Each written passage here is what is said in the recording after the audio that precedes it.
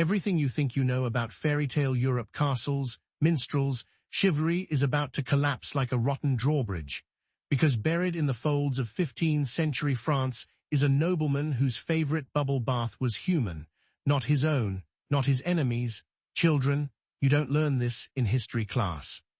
Textbooks won't tell you why villagers near the manor of Machical still nail horseshoes above their doors, or why French mothers for 500 years have whispered, "Va-t-il coucher au Gilles de Rais viendra?" Go to sleep or Gilles de Rais will come. Tonight I'm dragging the corpse of that lullaby into the light. Numbered sections, each worse than the last, until you understand why the Duke who bathed in the blood of children makes every modern monster look like a playground bully. Ready? Keep the lights on. 1-1, the Prince of Emmaus HMLLOWS, picture the most Instagrammable castle in France, blue slate roofs, turrets like spun sugar, flags snapping in the Loire breeze. That was the Château de Machical, owned by Gilles de Rais, Marshal of France, companion of Joan of Arc, and on paper, the wealthiest peer in the realm. While plague-racked peasants ate grass soup, he bankrolled 300 mounted knights in gold-threaded capes.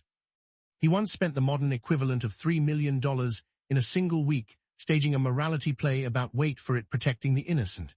Tourist guides love this Prince of Marshmallow's version. It sells fridge magnets. What they leave out is how, beneath those ramparts, he built a subcellar so low a grown man couldn't stand upright, lined with iron rings to chain the wrists of the starved. You don't learn that in the audio tour. 2. The First Snatch, October 1432. A baker's son, Judon, 10 years old, disappears while delivering honey loaves to the castle. Villers blame wolves. Wolves don't leave wagon ruts, and a silk ribbon soaked in rosewater Gilles' signature scent, imported from Syria. A local priest pockets hush money. The ribbon burns in the village square. Modern true crime fans would call this staging, but forensics won't exist for another 4 centuries, so the trail goes cold.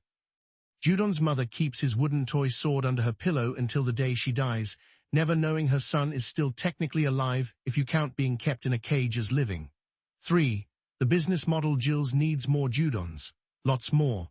He hires a cousin, a failed poet named Poitou, and a one-eyed pimp called Henriette. Together, they form what today would be a trafficking syndicate. They're pitched to desperate peasants. The Baron seeks pages for his choir school, free food, Latin lessons, a path out of serfdom. Parents hand over sons like they're boarding a SpaceX shuttle to Mars. The boys ride away in velvet-lined litters, then vanish off the map. In 4 years, the gang signs 132 kids, 0 graduates. If you pitched this scam on Shark Tank, even the most morally bankrupt billionaire would flinch. 4. The first bath. Gilles isn't yet bathing in blood, he's only molesting, then strangling. But he's noticed something the moment a child dies. The skin whitens like porcelain. He reads or pretends to have read Arabic alchemy texts that claim virgin blood can erase time. One night, drunk on Hippocras, he orders a servant to slit a boy's carotid into a silver basin. Gilles dips his hands. The blood is warm, viscous, smelling of copper and fear. He smears it on his face, expecting a tingle, a miracle. Nothing, so he bathes the whole body, studying the contrast of red against pale flesh. Still nothing. His conclusion: the recipe needs more bodies, more terror, more potency. Imagine Jeff Bezos realizing Prime delivery isn't fast enough, except instead of faster shipping, he wants faster youth. 5. The laboratory. Gilles converts the castle's old granary into a proto-med spa. Picture stainless steel tables, except they're oak, stained burgundy. He imports Venetian mirrors so he can watch himself age backward. He hires an apothecary to distill blood with sulfur, arsenic, and myrrh, bottling it like La Myrrh serum. He even keeps a logbook Latin code, of course rating each batch: boys 11-13, wheat-fed, terror level 8, efficacy nil. If you think the FDA is lax, try 1434 France. 6. The body count goes public almost by 1437. Parents are storming the Bailey with torches and pitchforks. Gilles dodges them by bribing the Duke of Brittany with a loan big enough to fund half the 100 Years' War. The Duke returns the favor by issuing a gag order: speak of the disappearances, and you'll hang for sedition. That's the medieval version of a non-disclosure agreement. One chronicler writes, "The very ravens of Machical gag on silence." Textbooks cite the political instability of the era. They don't mention a serial-killing aristocrat so rich he can buy silence by the acre. 7. The occult. Gilles grows bored with alchemy. He wants results yesterday. Enter Fra Prelati, a 20-year-old Italian occultist with cheekbones sharp enough to slice prosciutto. Prelati claims he can summon a demon named Baron Hool, trade eternal youth for one simple price, the delight of innocent souls. Translation: more kids.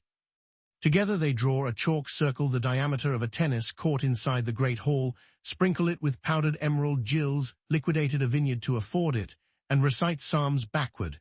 Nothing happens except a draft that snuffs the torches. Gilles, furious, insists the demon must need bigger bait. So they escalate. Wait until you hear what bigger bait means. 8. The Mass. Inside the Mass on the Feast of St. John, 1439, Gilles hosts a midnight Mass for the local clergy. Organs, incense, holy water. The priests leave praising his piety. They don't know that, beneath the altar, 40 children are gagged with Eucharistic linens. As soon as the last hymn fades, Gilles hauls the kids up, forces them to watch while he desecrates the host, then beheads one boy for every psalm he corrupted.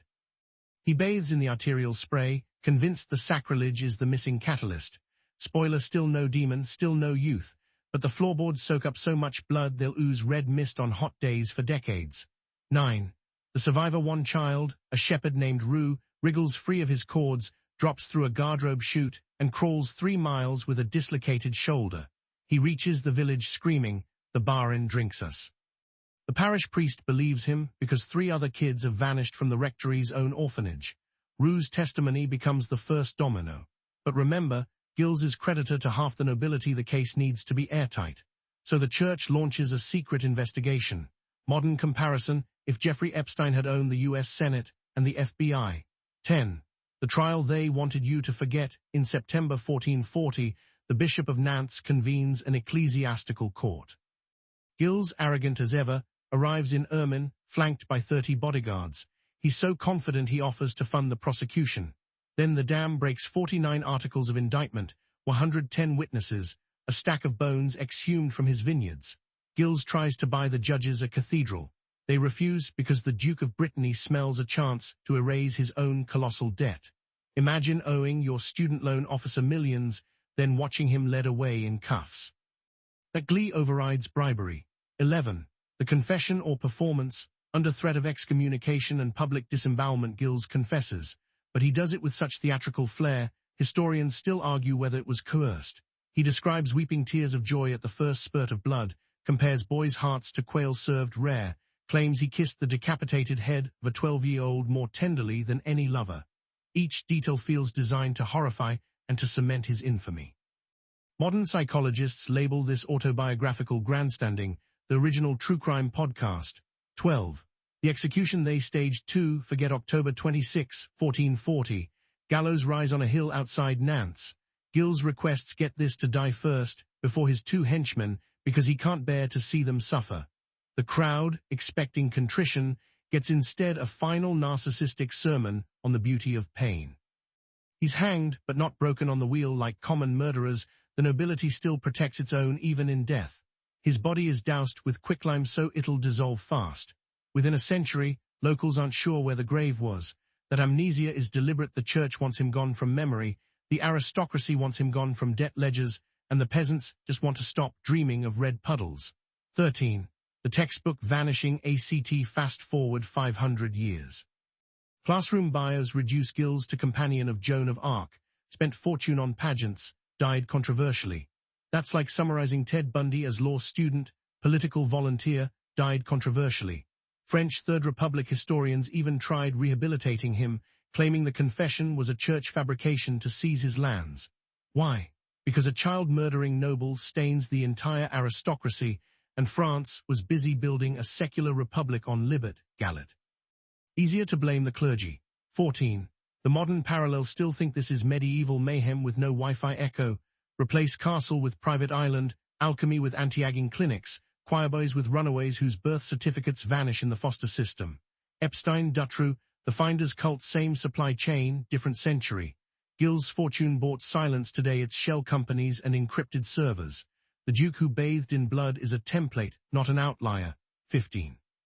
The bones that won't stay buried. In 1992, construction workers in Nantes unearthed a pit of tiny femurs beneath a parking garage. Carbon dating says 1430s. The site used to be Gilles' orchard. Local officials quietly reinterred them under a generic plaque to the anonymous dead of the Middle Ages. No mention of the Duke, because even now, tourism boards fear you won't buy CRPs in a town branded for child murder. 16. The curse that might be real since 1928, every owner of the Chateau de Machical has gone bankrupt within 7 years. One turned it into a luxury BB, guests fled at 3 a.m. claiming faucets bled. Another tried vineyards, the vines withered, wine tasted metallic. The property is currently bank-owned, weeds strangling the stone. Realtors can't give it away. Maybe the earth remembers. Maybe evil on that scale leaves a chemical echo like a pheromone of trauma. 17. The moral you'll never hear in class history isn't a ladder of progress, it's a carousel powered by denial. Each era thinks it's outrun the devil, then reinvents him with better tech. The Duke who bathed in the blood of children isn't a grotesque footnote, he's the prototype for every system that monetizes innocence and calls it GDP, venture capital, or disruption. So the next time you scroll past a headline about some billionaire's private island retreat, remember the Loire Valley at sunset, roses climbing the walls, and a silver basin filling drop by drop while a choir voice breaks mid-hymn. Everything you think you know about civilization is negotiable, and the price, more often than not, is still paid by the powerless.